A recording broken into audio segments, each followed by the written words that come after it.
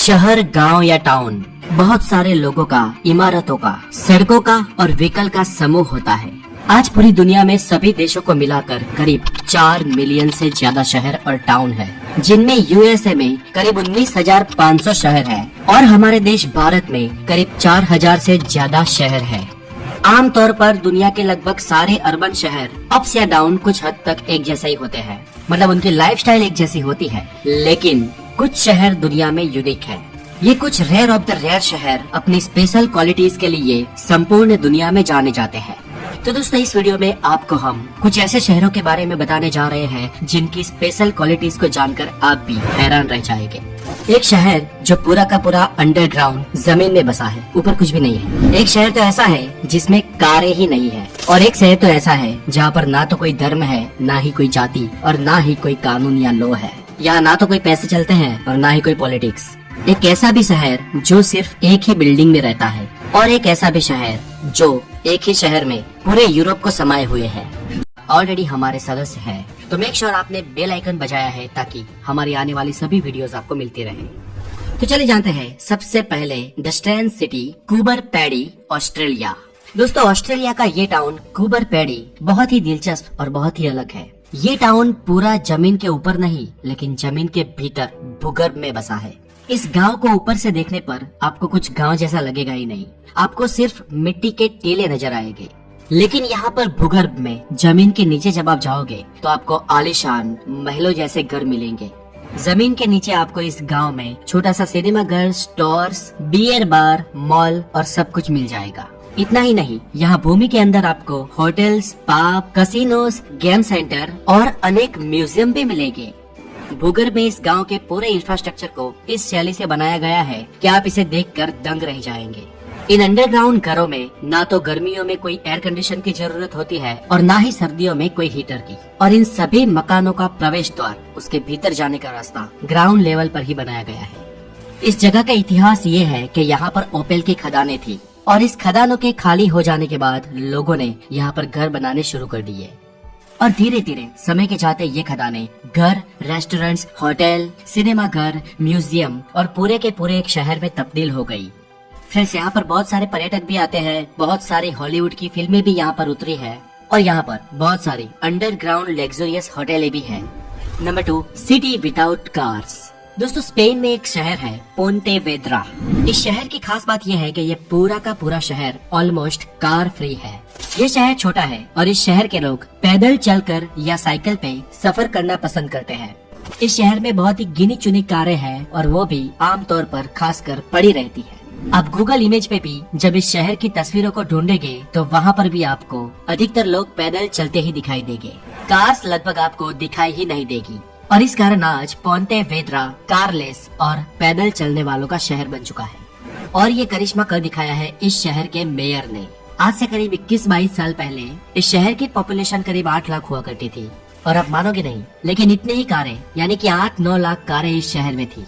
और इस शहर का ट्रैफिक से बहुत ही बुरा हाल था, जिसके चलते यहाँ के मेयर और यहाँ की गवर्नमेंट ने पोंटेवेद्रा को कार फ्री बनाने की योजना बनाई।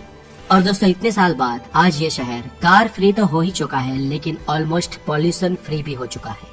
इस शहर के चौराहों पर कई सारे मैप्स भी बनाए गए हैं जो आपको इस शहर की गलियों की जानकारी देते हैं, और आपको ये भी बताते हैं कि एक जगह से दूसरी जगह पर पैदल जाने के लिए आपको कितना समय लगेगा, साइकिल पर जाने पर कितना समय लगेगा, और कोई पब्लिक ट्रांसपोर्ट यानी कि ट्राम को यूज करने पर कितना समय लगेगा। अब मानो कि जो लोग इस शहर में यूरोपियन टूरिस्ट या पोर्टुगल से या अमेरिकन टूरिस्ट या इंडिया से जब भी लोग यहाँ पर विजिट करने के लिए आते हैं, तो इस शहर से बाहर उनके लिए उनकी गाड़ियों को पार्क करने की अलग ही व्यवस्था बनाई गई है। और इस शहर के अंदर कुछ मालवाहक या कुछ ट्रांसपोर्ट के व्हीकल या पब्लिक ट्रांसपोर्ट ही आ सकता है।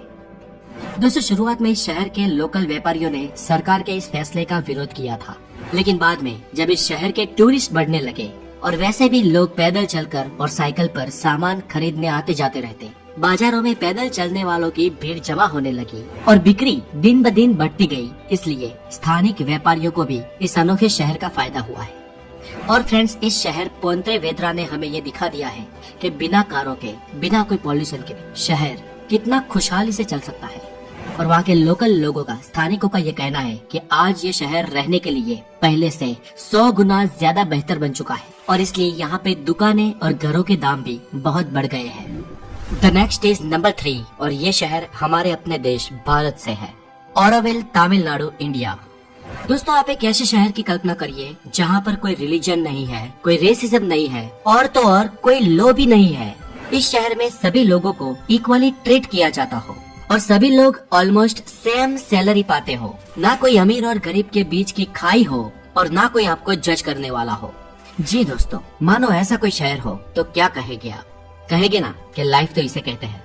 तो फ्रेंड्स, ऐसे ही लाइफ को मजेदार और इंडिपेंडेंस बनाने वाली एक जगह है दुनिया में और कहीं नहीं, हमारे देश भारत में ही है, जिसे कहा जाता है ऑरोविल।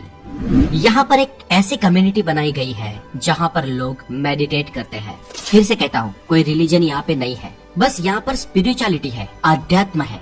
यहाँ पर लोग कम्युनिटी के लिए यानी कि शहर के लिए काम करते हैं, लेकिन वही काम करते हैं जो उन्हें सबसे ज्यादा पसंद हो। ये एक कैशलेस सोसाइटी है और यहाँ पर 0 क्राइम रेट है और इस जगह को वहाँ के लोग ह्यूमन एक्सपेरिमेंट कहते हैं।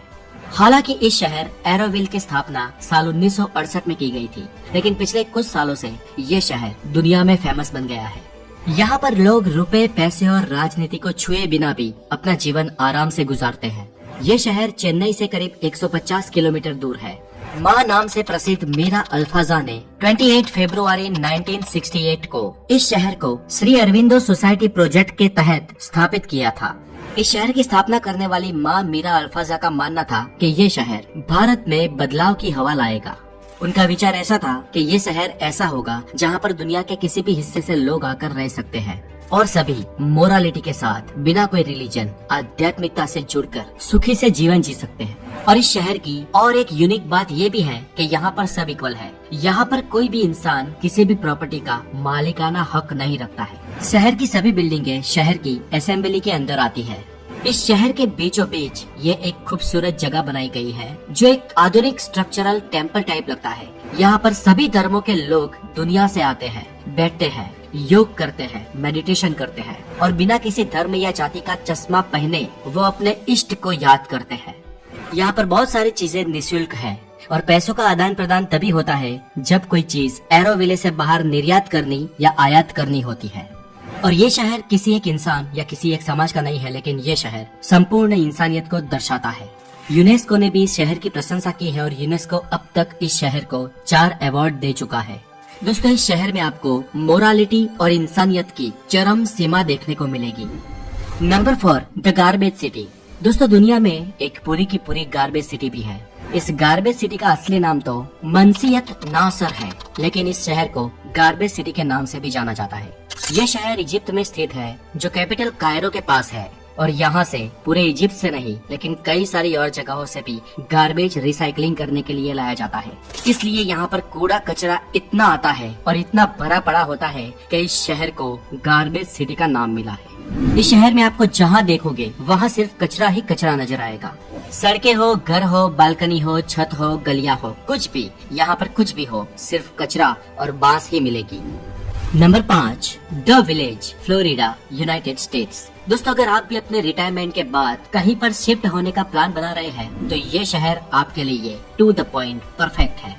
ये शहर सिर्फ रिटायर्ड और बूढ़े लोगों के लिए ही बनाया गया है।